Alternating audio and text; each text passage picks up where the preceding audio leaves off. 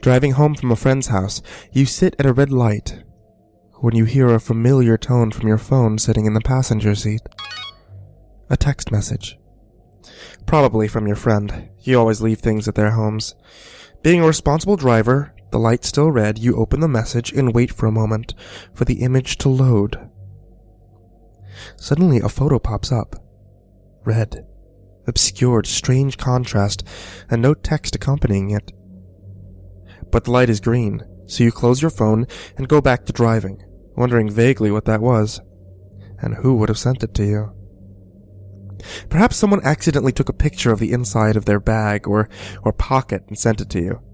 You're still caught wondering as you pull up to the next light, also red, and another little tone from your phone.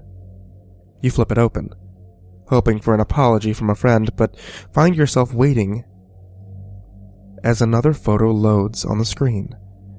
This one, still mostly red, but textured now with scraps of blue, yet still indiscernible.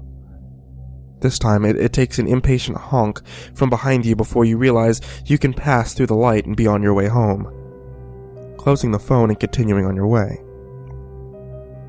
You sit, uncomfortable now, as the tone rings again, at yet another stop signal.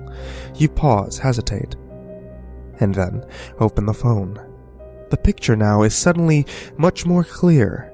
That scrap of blue seems to be the ragged edge of a bit of denim, half blood-soaked and laying across a pile of entrails, torn straight through the back of the human torso. You can only see from the bottom of the shoulder blade to the tops of the thighs, but this is unmistakably human. Blue-white spinal bone, smeared in blood, tubes of intestines trailing out between ragged-looking spinal tissue and going out from the frame of the picture. You choke back a throat full of bile and throw the phone back into the passenger seat, happy to be on your way again, and dreading the knowledge that you won't be able to not look back and hear that tone again. There's some relief as you realize there's no more stoplights before you reach your home. But as you pull up to that red stop sign, the bottom of your stomach drops out, and you feel a cold sweat build in the back of your neck. You've already picked up the phone even before the telltale little tone has told you that there's a message. The cell vibrates in your hand as you flip it open. Your mind gone on autopilot, driving home with your eyes on the screen as the newest photo loads. Intestines piled almost artistically to the side of the body. Scalp ripped free, and no hair discernible. And that sickening contrast of darkening red on blue.